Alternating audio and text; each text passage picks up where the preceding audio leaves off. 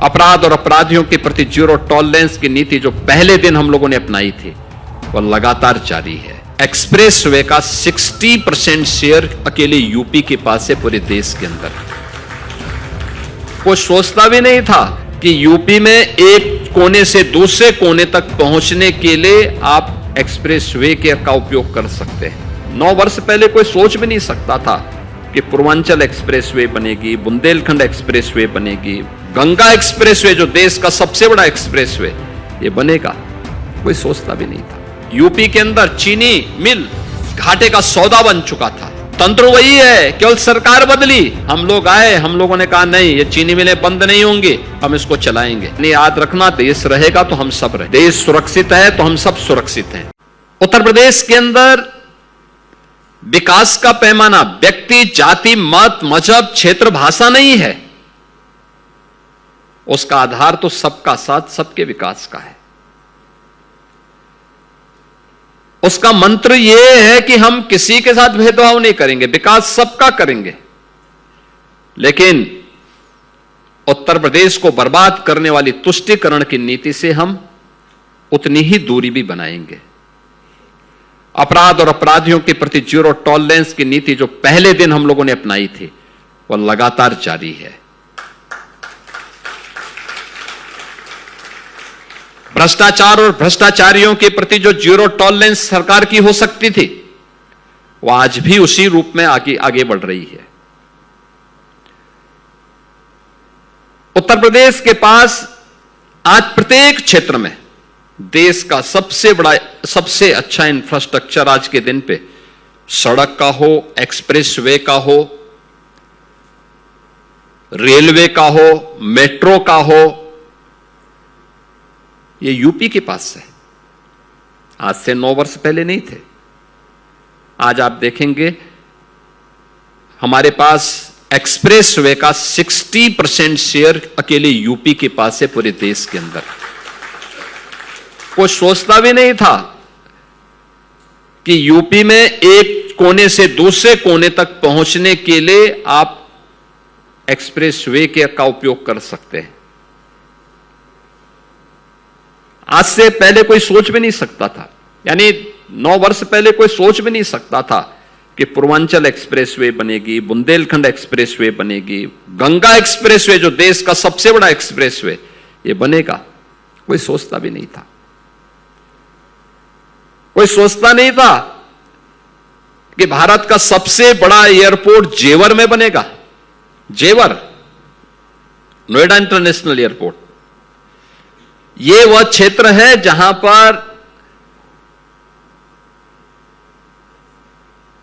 यानी अपराध भी जहां पर शर्मा जाए, यह वही क्षेत्र था। भट्टा पारसोल की घटना जहां घटित हुई थी और ऐसे हीनियस क्राइम वहां होते थे, शब्दों में उसको व्यक्त नहीं किया जा सकता। लेकिन आज मैं कह सकता हूं वही जेवर सचमुच भारत का जेवर बन गया है। आज आप जाइए, दुनिया की सबसे बड़ी कंपनियां, सबसे अच्छी कंपनियां आज वहां आ रही हैं। भारत का सबसे बड़ा एयरपोर्ट आज वहां बन चुका है। अभी 15 जून से हम उसमें वायु सेवा प्रारंभ करने जा रहे हैं। भारत का पहला एमआरओ वहां हम बना रहे हैं। लॉजिस्टिक का भारत का सबसे बड़ा हब वहां बनने जा रहा है। क्या नहीं है आज वहां पे? करने की इच्छा शक्ति होनी चाहिए। कानून व्यवस्था के मामले में यूपी ने जो लक्ष्य तय किए हैं और जो पैरामीटर गढ़े हैं वो सबके सामने है। एग्रीकल्चरल ग्रोथ को हम लोग 8% से 17 में 8% था, आज उसको बढ़ा करके 18% करने में हमें सफलता प्राप्त हुई। याद रखना 18%। ये यूपी के अंदर इसके लिए हमें किसानों को अच्छे बीज देने पड़े, तकनीक देनी पड़ी, सिंचाई की सुविधा का विकास करना पड़ा। लगभग 50 लाख हेक्टेयर लैंड को आज के दिन पर हम फ्री में जल उपलब्ध करवा रहे हैं, या हमने नहरों का जाल बिछाया है या ट्यूबवेल लगा करके वहां पर लोगों को पानी उपलब्ध करवा रहे हैं। अब लागत कम है, उत्पादन ज्यादा है, और जो उत्पादन होता है अगर मार्केट में अच्छा दाम मिलता है तो हम किसान को ये छूट देते हैं कि वो मार्केट में बेचें, और कोई खरीदार नहीं मिलेगा तो हम कहते हैं हम आपका उपज लेंगे, आपको एमएसपी हम उपलब्ध करवाएंगे। आज ये गारंटी मिल रही है। कोई सोचता था गन्ना किसान, चीनी मिलें औने पौने दाम में बिक चुकी थी, हताशा थी, निराशा थी। 17 में यूपी के अंदर चीनी मिल घाटे का सौदा बन चुका था। तंत्र वही है, केवल सरकार बदली। हम लोग आए, हम लोगों ने कहा नहीं, ये चीनी मिलें बंद नहीं होंगी, हम इसको चलाएंगे। मुझे बताते प्रसन्नता है कि 15 दिन पहले इस सीजन की हमारी चीनी मिलें बंद हुई हैं। 121 चीनी मिलें हम लोगों ने चलाई थी इस वर्ष, और 121 चीनी मिलों में अभी 15 दिन पहले चीनी मिलें बंद हुई हैं। 92% गन्ना मूल्य का भुगतान हो चुका है। 17 में हम लोग आए तो 10 साल पुराना गन्ना मूल्य का था बकाया। अब तक हम 92% इस सीजन का भी गन्ना मूल्य का भुगतान कर चुके हैं। और देश के अंदर सबसे अच्छी रिकवरी अगर किसी राज्य की है तो यूपी की है। अब केवल चीनी मिल नहीं है, वो शुगर कॉम्प्लेक्स है, इंटीग्रेटेड शुगर कॉम्प्लेक्स। चीनी मिल, वहां पे शुगर का उत्पादन तो हो ही रहा है, इथेनॉल भी बन रहा है, डिस्टिलरी भी है, कोजन प्लांट भी है, फाइन शुगर भी बन रहा है, बहुत कुछ वहां पे अब एक्टिविटीज प्रारंभ हुई है। एम्प्लॉयमेंट भी जनरेट हुआ है। जितने लोग खाने वाले होंगे उनकी संख्या उसी अनुपात में वे अपना राशन दें, फालतू ना बनाए। कोई भोला बिस्तरा आ जाए तो उसके लिए अलग से उसमें बना तैयारी कर लें। कुछ मॉडल बन सकते हैं, कुछ तो मॉडल देने होंगे।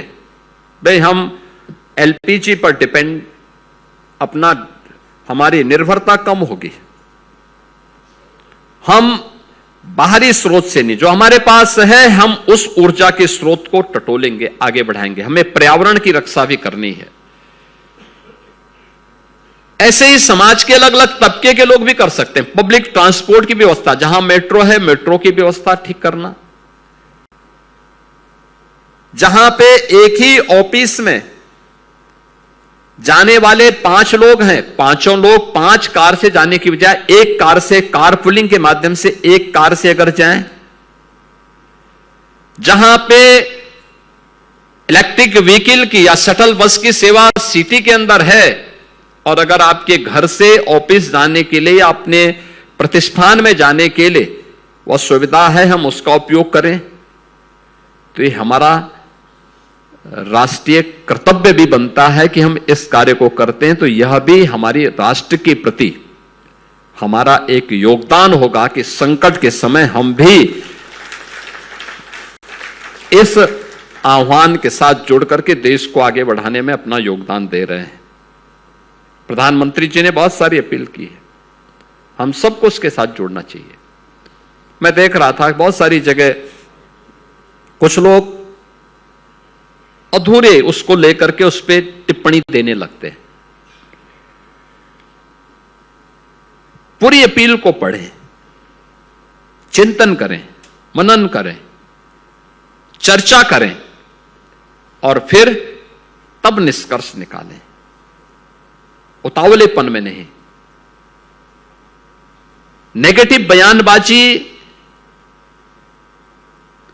राजनीतिक में तो हो सकती है, लेकिन जब राष्ट्र का मुद्दा हो, देश का मुद्दा हो, तब हमें देश के हित में सोचने की आवश्यकता है। और यह आज की सबसे बड़ी आवश्यकता है। यानी याद रखना, देश रहेगा तो हम सब रहेंगे। देश सुरक्षित है तो हम सब सुरक्षित हैं।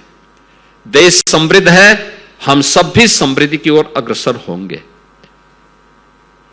और वह एक सामूहिक जिम्मेदारी होती है हर नागरिक की